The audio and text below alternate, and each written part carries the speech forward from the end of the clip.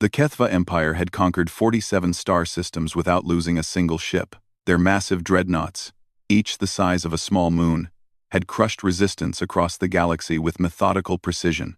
When their scouts discovered the third planet orbiting a yellow star in what the locals called the Sol system, Admiral Zektar barely glanced at the tactical reports. "Another primitive world," he muttered, his four eyes scanning the data scrolling across his command console. Single-planet civilization. Chemical rockets. Nuclear weapons in their infancy. Standard pacification protocols should suffice. The bridge of the flagship times Eternal Dominion times hummed with quiet efficiency. Kethva officers moved with the confidence of a species that had never known defeat. Their chitinous armor gleamed under the ship's bioluminescent panels, and their clicking language filled the air with the sound of certain victory. "Shall we begin orbital bombardment immediately, Admiral?" asked Commander Yithka, her mandibles clicking in anticipation. Zektar waved a dismissive claw. "No need for such crude tactics. Deploy the harvest fleets. We'll take what resources we need and establish mining colonies. The natives can serve as laborers if they prove useful." What the Kethva didn't understand was that Earth's governments had been tracking their approach for months. Deep space monitoring stations had detected the massive energy signatures long before the alien fleet entered the outer solar system. While the invaders assumed they faced another helpless world, humanity was preparing for war. In bunkers beneath the Rocky Mountains, generals and scientists worked around the clock. Dr. Sarah Chen, Earth's leading xenobiologist, studied every scrap of data their telescopes and probes could gather about the approaching fleet. "They're massive," she reported to the assembled War Council. "But mass means momentum. They're built for overwhelming firepower against stationary targets, not maneuverability." General Marcus Rodriguez, veteran of 3 terrestrial conflicts, nodded grimly. "Then we don't give them stationary targets. Every military doctrine I've ever studied says the same thing. When facing a superior force, you make them fight on your terms." The Kethva fleet settled into orbit around Earth, like predators surrounding wounded prey. Their harvest ships descended through the atmosphere, targeting major population centers. The aliens expected panic, surrender, or at best, futile resistance from primitive weapons. Instead, they found empty cities: New York, London, Tokyo, Moscow. All evacuated with efficiency that would have impressed the Kethva if they had understood what they were seeing. But the aliens interpreted the empty streets as evidence that the humans had simply fled in terror. The first harvest ship landed in what had been Central Park. Kethva warriors emerged in their powered armor, clicking excitedly as they began setting up mining equipment. Their technology was impressive by any standard. Energy weapons that could vaporize steel, shields that deflected most forms of attack, and sensors that could detect life signs from miles away. But they weren't looking for the right kind of life signs. Sergeant Mike Kowalski lay perfectly still in the abandoned subway tunnel, 200 feet below the alien landing site. He'd been a tunnel rat in Afghanistan before the aliens came, and he knew how to be invisible in tight spaces. The modified mining charges strapped to his chest felt heavier than they should, but he'd volunteered for this mission knowing what it meant. Above him, the Kethva continued their work, completely unaware that every major city on Earth had been honeycombed with similar traps. Humanity had spent 3 months preparing for this moment, turning their own cities into weapons. The signal came at exactly 14:30 GMT. Every cell phone, radio, and emergency broadcast system on the planet transmitted the same message: Olympus is falling. In the subway tunnel, Kowalski pressed the detonator. Across the globe, similar explosions rocked every alien landing site. The harvest ships, designed to withstand orbital bombardment and energy weapons, had never been tested against the raw kinetic force of carefully placed explosives detonating directly beneath them. The ship in Central Park tilted sideways as the ground collapsed beneath it. Emergency klaxons blared as Kethva engineers scrambled to understand what was happening. Their sensors detected no incoming missiles, no energy weapon signatures, just the sudden, catastrophic failure of the ground itself. Admiral Zektar watched in disbelief as damage reports flooded in from all 23 harvest ships. "How is this possible? They have no space-capable weapons, sir." His communications officer clicked urgently. "We're receiving a transmission from the planet's surface." The main display flickered to life, showing a human in military uniform standing in what appeared to be a fortified bunker. General Rodriguez looked directly into the camera with cold eyes. "My name is General Marcus Rodriguez, representing the United Earth Defense Force. You attacked our world, thinking we were helpless. You were wrong. Your harvest ships are crippled or destroyed. Your warriors on the surface are cut off from support. This is your only chance to withdraw from our system peacefully." Zektar's mandibles clicked in what passed for laughter among the Kethva. "Withdraw? From primitives who dig holes in the ground? Commander Yithka, target their military installations. Show them the price of defiance." The dreadnought's main batteries charged with ominous energy. Weapons capable of cracking continents turned toward Earth's surface. But before they could fire, alarms began screaming across the bridge. "Admiral!" The sensor operator's voice cracked with panic. "Multiple launches detected from the planet's surface. Hundreds of them." The display showed what looked like a constellation of new stars rising from Earth. Chemical rockets, exactly as primitive as the Kethva had expected, but there were so many of them that they blocked out portions of the planet's surface on visual sensors. "They're using kinetic projectiles," the tactical officer reported. "Crude, but—" "Admiral, there are thousands of them." Zektar felt the first stirring of uncertainty. "Impossible. No civilization at their technological level could coordinate such a massive launch. But humanity had spent centuries perfecting the art of war. And they understood something the Kethva didn't. Sometimes the simplest weapons were the most effective. Every ICBM on the planet had been retrofitted with kinetic penetrators instead of nuclear warheads. Every space agency had contributed their launch capabilities. Private companies had donated rockets. Even hobbyist groups had volunteered their homemade missiles. The result was a swarm of projectiles that no defense system in the galaxy had ever been designed to handle, because no civilization had ever been desperate enough or crazy enough to attempt it. The first impacts rang against the Time's eternal dominions times shields like hail on a metal roof. Then the frequency increased. The shields, designed to deflect energy weapons and sophisticated missiles, began to flicker under the constant kinetic barrage. "Shields holding at 90%, reported the defensive systems operator. But her voice carried a note of concern that had never been heard on a Kethva bridge before. On Earth's surface, in launch facilities hidden in mountains, deserts, and ocean floors, humans worked with the frantic efficiency of a species fighting for its very survival. Rockets launched every few seconds from sites across the globe. Many were destroyed by Kethva point defense systems, but for every missile shot down, 3 more took its place. Dr. Chen watched the battle unfold from the command bunker, her fingers dancing across tactical displays as she coordinated the assault. "They're adapting their point defenses," she reported. "But they can't cover everything. The law of physics is on our side." General Rodriguez nodded. Phase 2. Signal all units. Across the solar system, objects that had been floating in the asteroid belt and outer planets suddenly came to life. What the Kethva had dismissed as space debris revealed themselves to be automated weapon platforms, launched months earlier and hidden among the natural clutter of the solar system. The aliens had made a fundamental error in their intelligence gathering. They had observed Earth for only a few weeks before attacking, assuming that a civilization without faster-than-light travel posed no threat beyond their home planet. They never imagined that humans had been sending robotic missions throughout their solar system for decades. The first surprise came from Mars' orbit, where a retrofitted satellite turned its communications dish toward the Kethva fleet and transmitted a focused microwave beam.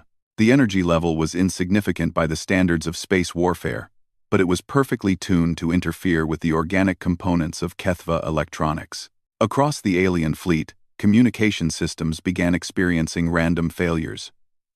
Ships started broadcasting on the wrong frequencies. Targeting computers developed periodic blind spots. Navigation systems reported positions that were slightly off by margins that seemed too small to matter but added up to significant errors. "What's happening to our systems?" Zektar demanded. The technical specialist's report was grim. Unknown interference pattern, sir. It appears to be specifically designed to disrupt our bio-neural networks. For the first time in the Kethva Empire's history of conquest, Admiral Zektar began to understand that they might have underestimated their enemy. These humans weren't just primitives with chemical rockets. They were a species that had spent their entire evolutionary history learning to kill things bigger and stronger than themselves, and they were very, very good at it. The battle for Earth's surface told a different story than the space engagement above. While Admiral Zektar struggled with system failures and kinetic bombardment, his ground forces were discovering that humans excelled at a type of warfare the Kethva had never encountered: asymmetric combat. Captain Thekmor commanded a full company of Kethva shock troopers, elite warriors who had broken the defenses of a dozen worlds. His soldiers were 8 feet tall, armored in biomechanical suits that could deflect most known weapons, and equipped with energy rifles that could burn through steel. They should have swept across Earth's surface like an unstoppable tide. Instead, they were dying in ways that made no tactical sense. The first deaths came in what had been downtown Los Angeles. Thekmor's advanced scouts were moving through empty streets when the buildings themselves seemed to attack. Windows exploded outward in synchronized volleys, not from energy weapons but from simple kinetic projectiles fired by humans hidden throughout the urban landscape. The aliens' armor could stop energy blasts and deflect most conventional bullets, but it hadn't been designed to handle high-velocity steel penetrators fired from improvised railguns powered by car batteries and truck alternators. Human engineers had spent 3 months turning every abandoned city into a death trap, using nothing more sophisticated than basic physics and desperate ingenuity. Contact rear. One of Thekmor's sergeants clicked frantically as another soldier fell, his armor cracked by a projectile that had somehow been fired from a storm drain 60 feet away. But when the aliens turned to engage, they found nothing. The humans had already vanished into the maze of tunnels, sewers, and basements that connected beneath every major city.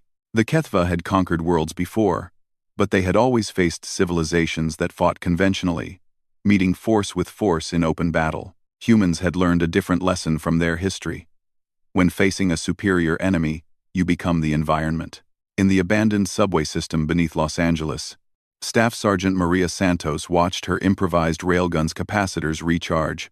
The weapon was crude by military standards, little more than copper coils wrapped around a steel tube and powered by scavenged electronics, but it could punch through alien armor at close range. "Tango down, 3rd platform," she whispered into her throat mic.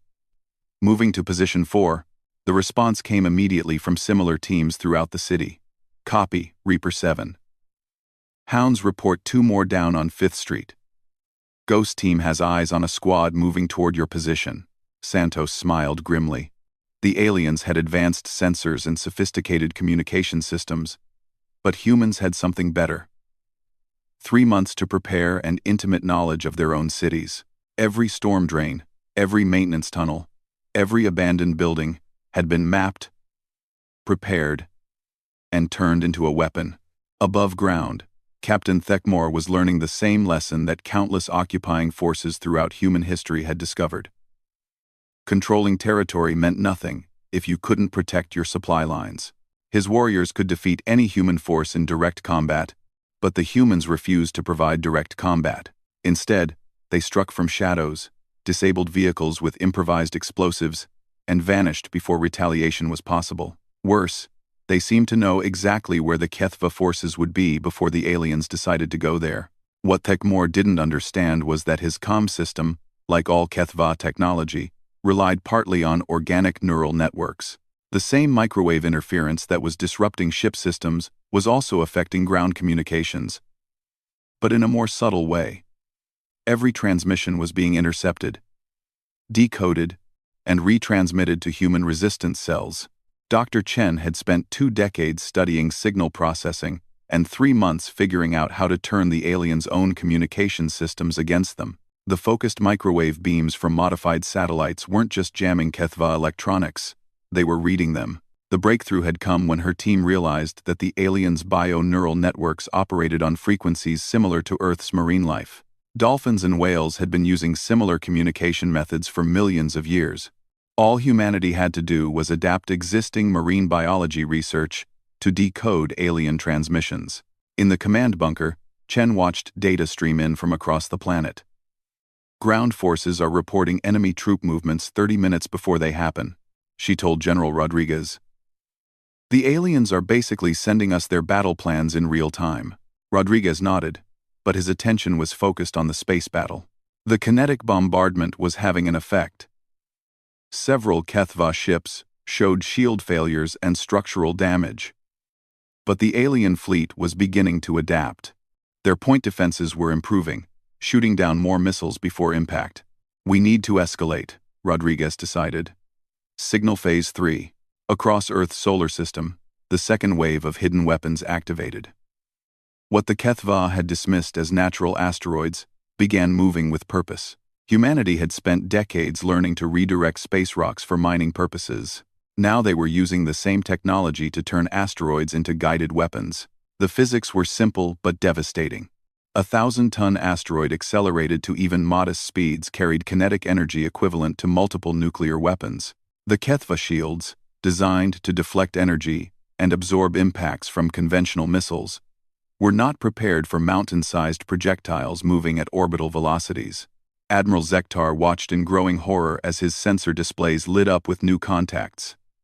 "Where are these objects coming from?" "They appear to be natural asteroids, sir," his tactical officer reported. "But they're under power." The humans somehow turned their asteroid belt into a weapon.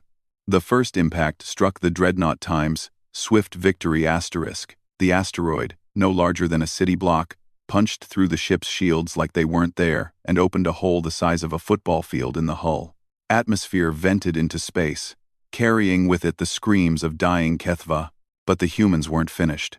On Earth's moon, carefully hidden installations that had been disguised as mining operations suddenly revealed their true purpose. Massive magnetic accelerators, built into lunar craters and powered by fusion reactors, began launching projectiles toward the alien fleet.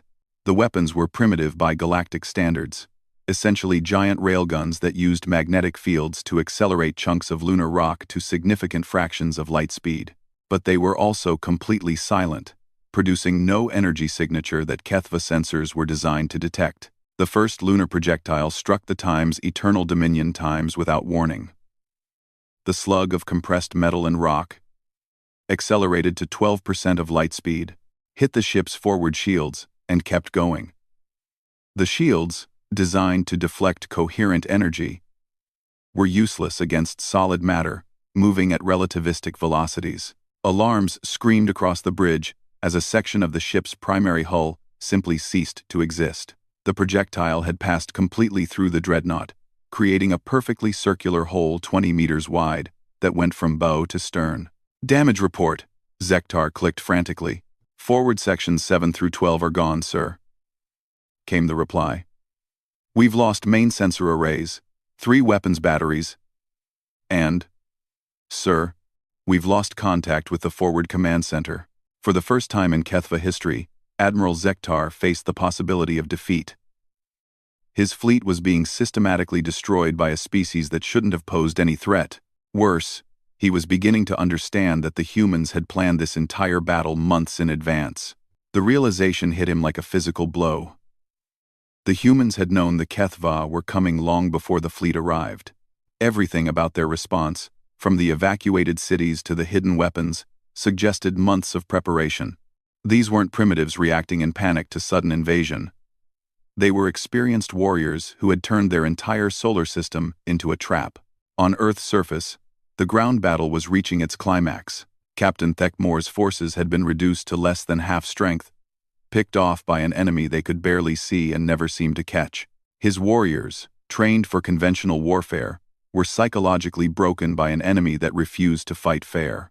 The final blow came when the humans stopped hiding. At 16:30 local time, every resistance cell across the globe received the same message: Wolverines are free to hunt.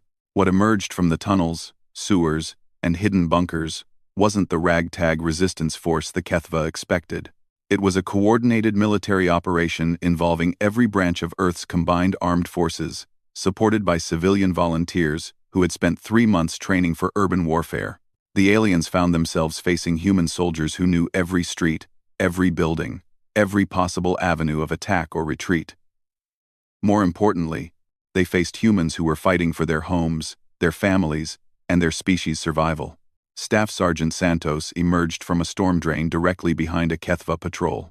Her railgun, powered by a backpack fusion cell that would have been impossible to build 3 months earlier, punched through alien armor like tissue paper. Around her, dozens of similar engagements erupted as humans emerged from their underground network. The HFY had superior technology, but humans had superior motivation and intimate knowledge of the battlefield. More crucially, they had spent 3 months learning to build weapons specifically designed to kill HFY warriors. Dr. Chen's xenobiology research had identified weaknesses in alien armor and physiology. Human engineers had translated that research into weapons that exploited every vulnerability. The result was a slaughter that caught the invaders completely off guard. Captain Thekmore fell with a hole burned through his chest by a weapon that looked like it had been assembled from spare parts in someone's garage. As he died, he finally understood what his species had missed in their intelligence gathering. Humans were a species that had spent their entire history learning to kill things bigger, stronger, and better armed than themselves. They had just applied those same skills to killing aliens. In space, Admiral Zektar made the decision that would haunt the HFY Empire for generations. All ships, prepare for tactical withdrawal. We're leaving this system, but as his fleet turned to flee, they discovered that the humans had one more surprise waiting for them. The outer solar system, which had seemed empty during their approach, suddenly lit up with new contacts. Ships, human ships.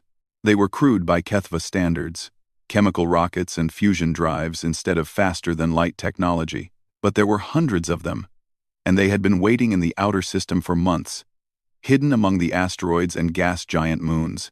"Sir," the communications officer reported, "we're receiving another transmission from the planet." General Rodriguez appeared on screen again, but this time he wasn't alone. Behind him stood representatives from every major nation on Earth, all wearing the same expression of grim determination. "Admiral Zektar," Rodriguez said, "you came to our system to take our world and enslave our people. You failed. Now you're going to help us send a message to the rest of the galaxy. Earth is not defenseless, and humanity is not prey." The human fleet began accelerating toward the HFY ships, and for the first time in their species' history, the aliens felt what their victims had experienced: the terror of facing an implacable enemy that refused to surrender. The human fleet that emerged from the outer solar system would have been laughable by galactic standards under normal circumstances. Converted cargo haulers, repurposed mining ships, and hastily assembled fighters that looked like they had been welded together in someone's backyard. The largest vessel was barely a tenth the size of a HFY frigate, but Admiral Zektar was no longer underestimating human ingenuity. "Fleet composition analysis," he ordered, studying the approaching ships with growing unease. "Sir," his tactical officer reported, "we're detecting unusual energy signatures. Their ships appear to be. Sir, I think they're powered by controlled fusion reactions, multiple reactors per vessel." Zektar's mandibles clicked in disbelief. Controlled fusion was advanced technology, requiring sophisticated magnetic containment and precise fuel management. These humans had gone from chemical rockets to fusion power in a matter of months. What the HFY didn't understand was that humanity had possessed fusion technology for decades, but had never had the motivation to weaponize it on this scale. 3 months of facing extinction had provided all the motivation they needed.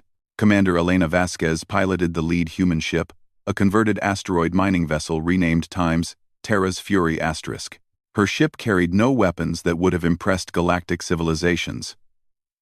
Just magnetic accelerators designed to launch chunks of metal at significant fractions of light speed. But sometimes simple was better. "All ships, this is actual," Vasquez broadcast on the command frequency. "Target the big bastards first. Remember, we don't need to destroy them all. Just make sure none of them leave to tell their friends where Earth is." The human fleet spread into attack formation, a pattern that looked chaotic to HFY sensors, but actually represented centuries of naval warfare evolution. Every captain knew their role, every crew had trained for this moment, and every ship carried weapons specifically designed to exploit Kethva vulnerabilities that Dr. Chen had identified. The first human ship to reach weapons range was Time's New Horizon Asterisk, a converted space station tug. Its captain, former asteroid miner Jack Morrison, had spent 6 months learning to thread his ship through debris fields in the outer system. Dodging Kethva energy blasts was just another day at the office. Asterisk, New Horizon Times, dove beneath the Times. Eternal Dominion Asterisk, using the massive ship's own bulk as cover. While its crew prepared their primary weapon, a magnetic launcher loaded with a half-ton slug of compressed uranium, the projectile struck the Kethva dreadnought's ventral hull at 8% of light speed. The resulting explosion vaporized a section of armor and sent shockwaves throughout the ship. More importantly, it proved that human weapons could punch through alien defenses. Direct hit, Morrison's voice crackled over the comm. Their shields don't stop kinetic penetrators. Across the human fleet, captains smiled grimly. They had spent months wondering if their improvised weapons would be effective against alien technology. Now they knew. The battle that followed would be studied by military historians for centuries. The Kethva fleet, designed for overwhelming firepower against static defenses, found themselves outmaneuvered by ships that were smaller, faster, and piloted by crews who had nothing left to lose. Captain Sarah Kim of the Times Luna's Revenge Times used her ship's mining laser to slice through the hull of a Kethva cruiser like a surgeon's scalpel. The laser wasn't powerful enough to destroy the ship outright, but it cut through critical systems with surgical precision, leaving the alien vessel dead in space. Target their communication arrays, she broadcast to the other human ships. Cut them off from each other. It was a lesson learned from Earth's own naval warfare. A fleet that couldn't communicate was just a collection of individual ships, easy to defeat one by one. Meanwhile, on Earth's surface, the last pockets of Kethva resistance were being systematically eliminated. Captain Thekmore was dead, along with most of his command structure. The surviving aliens found themselves hunted by an enemy that seemed to know their every move before they made it. The truth was even worse than they imagined. Dr. Chen's team had not only cracked the aliens' communication codes, they had also learned to jam them selectively. Kethva forces on the ground were receiving false orders, being directed into carefully prepared ambushes, and watching their own technology turn against them. In the ruins of downtown Los Angeles, the last organized Kethva unit made their final stand. 50 alien warriors, armed with the finest weapons their empire could provide, barricaded themselves in what had once been a shopping mall. They were surrounded by 300 human fighters who had spent 3 months turning the city into their personal hunting ground. Staff Sergeant Santos crouched behind the remains of a fountain, watching the aliens through thermal imaging goggles that had been jury-rigged to detect Kethva energy signatures. Her railgun was ready, powered by a fusion cell that made her backpack feel like it weighed 100 pounds. All units. This is Reaper 7, she whispered into her comm. Final push in 30 seconds. Remember, we want prisoners. Command needs someone to interrogate. The assault lasted less than 10 minutes.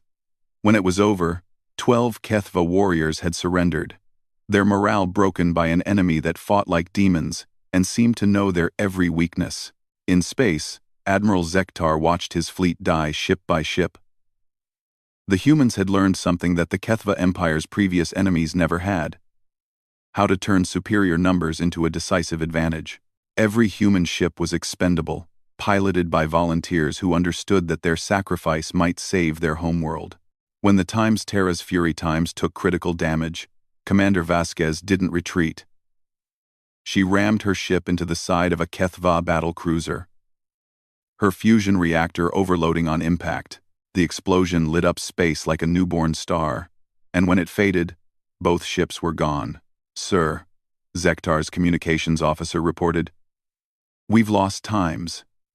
Vengeance of the Stars asterisk. That's 14 ships destroyed or disabled. Fleet combat effectiveness is down to 40%.